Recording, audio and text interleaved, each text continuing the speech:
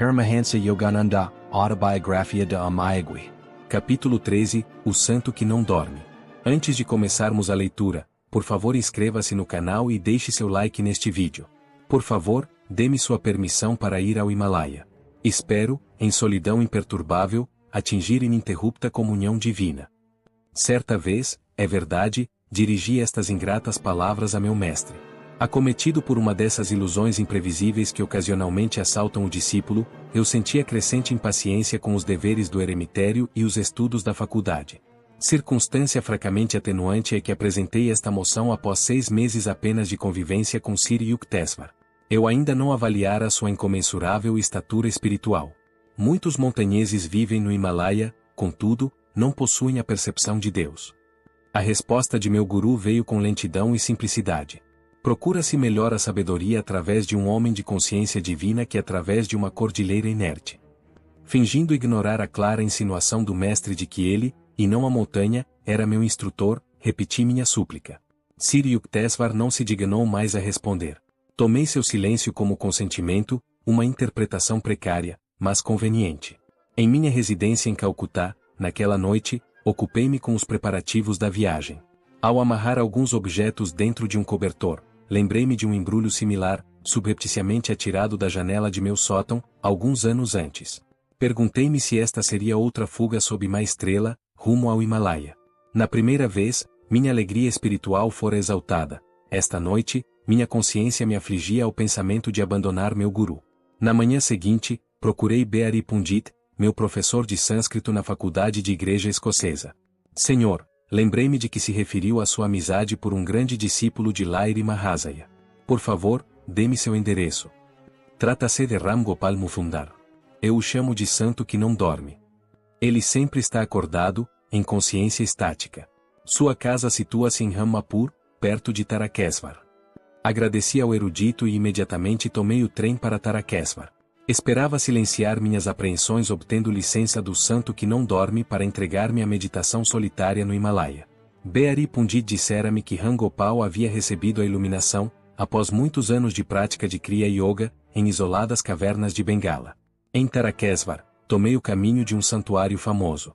Os hindus lhe têm veneração, a mesma que os católicos sentem pelo santuário de Lourdes, na França. Inúmeras curas milagrosas ocorreram em Tarakeswar, inclusive uma, de um membro de minha família. Sentei-me ali no templo durante uma semana, contará-me, certa vez, minha tia mais velha. Observando o completo jejum, rezei pelo restabelecimento de seu tio Sarada, que padecia de moléstia crônica. No 7º dia, uma erva materializou-se em minha mão. Fiz das folhas um chá e dei-o a seu tio. Sua doença desapareceu imediatamente e nunca mais voltou. Penetrei no sagrado templo de Tarakeswar. O altar nada mais ostenta além de uma pedra redonda. Sua circunferência, sem começo nem fim, é uma representação significativa do infinito.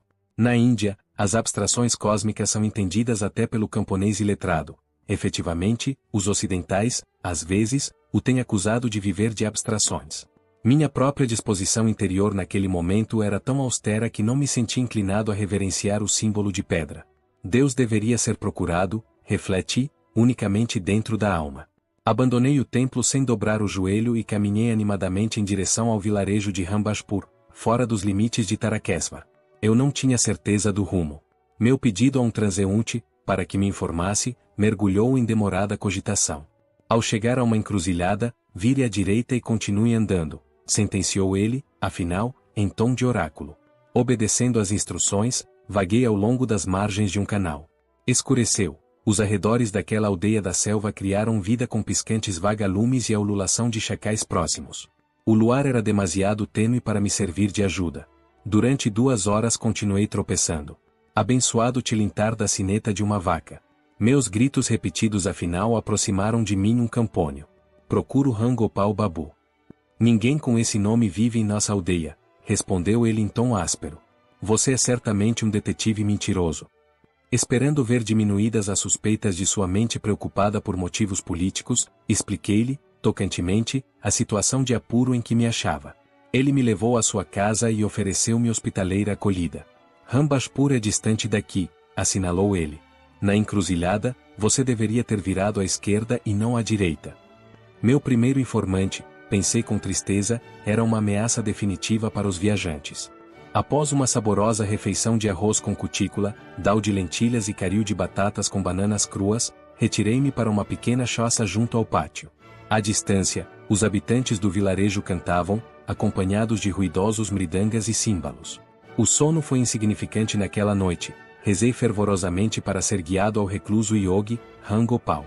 Logo que as primeiras estrias de luz da madrugada penetraram pelas fendas de minha choupana, parti para Rambashpur.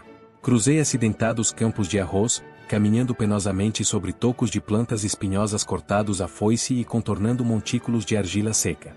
De vez em quando, ao encontrar um transeunte, ele invariavelmente me dizia que minha meta final distava a apenas uma crocha, cerca de 3 quilômetros. Em 6 horas, o sol viajava triunfalmente do horizonte ao zênite, mas comecei a sentir que sempre estaria longe de Rambashpur por apenas uma crocha. Às 3 horas da tarde, meu mundo continuava a ser um campo de arroz interminável. O calor que tombava do céu inclemente punha-me na iminência de um inevitável colapso. Vi um homem aproximar-se de mim em passo vagaroso. Dificilmente me atreveria a fazer-lhe a pergunta usual, com medo de provocar a monótona apenas uma crocha. O desconhecido parou ao meu lado. Magro e de estatura baixa, ele fisicamente não causava impressão, a não ser por um extraordinário par de escuros olhos penetrantes. Eu estava planejando deixar Rambashpur, mas sua intenção era boa, de modo que o esperei. Sacudi o indicador junto a meu rosto assombrado. Não tem inteligência para raciocinar que, sem aviso, suas garras não se cravariam em mim? Aquele professor Beari não tinha nenhum direito de lhe dar meu endereço. Considerando que proceder à minha própria apresentação seria mera verbosidade em presença deste mestre, permaneci calado, um tanto ressentido por sua acolhida. A seguir, ele propôs bruscamente uma questão. Diga-me onde pensa que Deus está? Ora, ele está dentro de mim e de tudo. Eu parecia, sem dúvida, tão aturdido quanto intimamente me sentia. On a penetrant hein? O santo esboçou um riso. Então, por que, jovem senhor, não fez reverência ao infinito no símbolo de pedra, ontem, no templo de Tarakesvar? Seu orgulho motivou o castigo de ser posto em rumo falso por um viandante que não se preocupava com refinadas distinções entre direita e esquerda. Hoje, também, você teve um dia perfeitamente desagradável. Concordei de todo o coração, maravilhado de que um olho onipresente estivesse oculto no interior daquele corpo insignificante diante de mim. Uma força curativa emanava do yogi. Senti-me instantaneamente refrescado e revigorado naquele campo abrasador. Todo devoto tende a pensar que sua rota para Deus é a única, disse ele. O yoga, que permite achar a divindade no interior do homem, é indubitavelmente a senda mais elevada, como Lairi Mahasaya afirmou. Mas, ao descobrir o Senhor dentro de nós, logo o percebemos fora de nós. Santuários de Tarakesvar e de outros lugares são, com justiça, venerados como centros nucleares de poder espiritual. A atitude de censura do santo desapareceu, seus olhos tornaram-se suaves, compassivos. Deu uma palmadinha em meu ombro. Jovem yogi, percebo que está fugindo de seu mestre. Ele tem tudo o que você precisa, deveria regressar a ele. E acrescentou, as montanhas não podem ser seu guru. O mesmo pensamento que Sri Yukteswar expressara 2 dias antes. Os mestres não estão colocados sob uma compulsão cósmica que os restringe a viver nas montanhas apenas. Meu companheiro examinou-me com olhos zombeteiros. O Himalaia, na Índia e no Tibete, não tem um monopólio de santos. O que alguém não se dá ao trabalho de procurar dentro de si, não será descoberto transportando o corpo de cá para lá. Mas assim que o devoto voluntariamente se dispõe a ir ao fim do mundo para obter a iluminação espiritual, seu guru lhe aparece, bem próximo. Silenciosamente concordei, relembrando minha prece no eremitério de Benares, seguida pelo encontro com Sri Yukteswar em rua repleta de gente. Você dispõe de um quarto pequeno onde possa fechar a porta e estar sozinho? Sim. Reflete em como este santo descia do geral ao particular com velocidade desconcertante. Essa é a sua caverna. O yogi lançou-me um olhar de iluminação que jamais esqueci. Essa é a sua montanha sagrada. Ali é que achará o reino de Deus. Aqui está o texto que você forneceu, agora organizado para a leitura. Suas singelas palavras baniram instantaneamente minha longa obsessão pelo Himalaia. Num tórrido campo de plantações de arroz, despertei de meu sonho de montanhas e neves eternas. Jovem senhor, sua sede divina é louvável. Sinto grande afeição por você. Rangopal tomou ainda minha mão e conduziu-me a uma aldeia singular, dentro de uma clareira na floresta. As casas de adobe estavam cobertas com folhas de coqueiros e apresentavam, sobre a porta de entrada, rústicos adornos de flores tropicais recém-cortadas. O santo me fez sentar numa brosa plataforma de bambu de sua pequena cabana. Após me servir de suco de lima adoçado e uma pedra de açúcar candy, dirigimos-nos ao pátio e assumimos a posição de lótus. 4 horas de meditação se passaram. Abri os olhos e vi que a figura enluarada do yogi continuava imóvel. Enquanto eu recordava austeramente a meu estômago que nem só de pão vive o homem, Rangopal levantou-se. Vejo que você tem fome, disse-me ele. A comida logo estará pronta. Ele acendeu o fogo sob um forno de barro no pátio. Em pouco tempo, estávamos comendo arroz e dal, servidos em grandes folhas de bananeira. Meu anfitrião cortesmente recusou meu auxílio nos trabalhos domésticos da cozinha. Um provérbio hindu, o hóspede é Deus, tem merecido respeitosa observância na Índia, desde tempos imemoriais. Em minhas viagens posteriores pelo mundo, fiquei encantado ao ver idêntico respeito pelos visitantes manifestar-se nas zonas rurais de muitos países. O habitante das cidades tem o senso da hospitalidade embotado pela superabundância de rostos estranhos. Os grandes centros comerciais pareciam incrivelmente remotos ao sentar-me de pernas cruzadas junto ao yogi, no isolamento da pequenina aldeia da selva. O quarto da choupana achava-se misteriosamente iluminado por suave brilho. Rangopal arrumou alguns cobertores rasgados sobre o solo, para servir-me de leito, e sentou-se numa esteira de palha. Subjugado por seu magnetismo espiritual, arrisquei um pedido. Senhor, por que não me concede o samadhi? Meu querido, eu teria prazer em transmitir-lhe o contato divino, mas não me cabe fazê-lo. O santo contemplou-me com olhos semicerrados. Seu mestre conceder-lhe-á essa experiência em breve.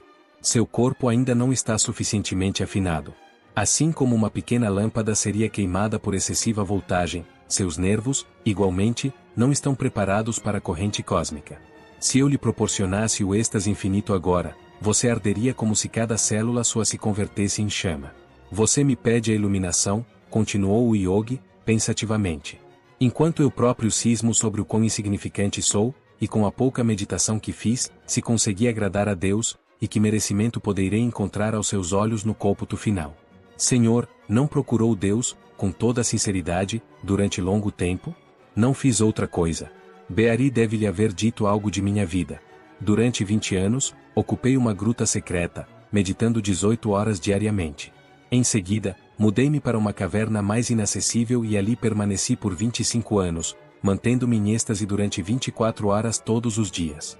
Não precisava dormir, pois estava sempre com Deus. Meu corpo conhecia mais descanso, pela calma absoluta da superconsciência, do que poderia obter pela imperfeita paz do estado subconsciente ordinário. Os músculos se relaxam durante o sono, mas o coração, os pulmões e o sistema circulatório continuam a trabalhar incessantemente, não conhecem repouso. Em superconsciência, todos os órgãos internos permanecem em estado de animação suspensa, eletrificados pela energia cósmica. Por este meio, para mim, vem sendo desnecessário dormir durante anos. E acrescentou, tempo virá em que você, também, dispensará o sono. Céus, o Senhor meditou tanto tempo e ainda não tem certeza do favor de Deus? Observei com assombro. Então, o que esperar para nós, pobres mortais? Bem, não vê, querido jovem, que Deus é a própria eternidade. Pretender conhecê-lo em sua plenitude, com 45 anos de meditação, é expectativa bastante absurda. Babaji nos assegura, entretanto, que até uma pequena meditação nos salva do terrível temor à morte e aos estados pós-morte. Não fixe seu ideal de espiritualidade em pequenas montanhas, mas engaste-o na estrela da integral realização do divino. Se praticar com firmeza e constância, atingi-lo-á. Cativado por esta perspectiva, pedi-lhe mais palavras esclarecedoras. Narrou-me a história maravilhosa de seu primeiro encontro com o guru de Lairi Mahasaya, Babaji. Cerca de meia-noite, Rangopal silenciou e deitei-me sobre os cobertores. Fechando os olhos, vi lampejos parecidos a relâmpagos. Meu vasto espaço interior era uma câmara de luz difusa. Abri os olhos e observei a mesma radiação deslumbrante. O quarto tornou-se parte da abóbada infinita que eu contemplava com a visão interna. O yogi perguntou: por que não dorme? Senhor, como posso dormir quando relâmpagos fulguram ao meu redor, estejam meus olhos fechados ou abertos? Você é abençoado ao obter esta experiência. As radiações espirituais não são vistas facilmente. O santo acrescentou algumas palavras de afeto. Ao raiar a madrugada, Rangopal deu-me torrões de açúcar candy e adiantou que eu devia me despedir. Senti tal relutância em dizer-lhe adeus que as lágrimas deslizaram por meu rosto. Não o deixarei partir de mãos vazias, o yogi expressou-se com ternura. Ele sorriu, fixamente, me olhou, eu me tornei imóvel, como se tivesse raízes no chão. Vibrações de paz, emanadas do santo, inundaram meu ser. Fui instantaneamente curado de uma dor nas costas que me atormentara com intermitência durante anos. Renovado, imerso em um oceano de alegria luminosa, não mais chorei. Depois de tocar os pés de Rangopal, penetrei na selva. Abri caminho através de seu emaranhado tropical e de muitos campos de arroz, até chegar a Taraquesva. Ali, fiz uma segunda peregrinação ao famoso santuário e prostrei-me de corpo e alma diante do altar. A pedra circular alargou-se ante minha visão interna, até converter-se nas esferas cósmicas, órbita dentro de órbita, zona após zona, todas saturadas de divindade. Feliz, tomei o trem, 1 hora depois, para Calcutá. Minhas viagens terminaram, não nas montanhas imponentes, mas na himalaica presença de meu mestre.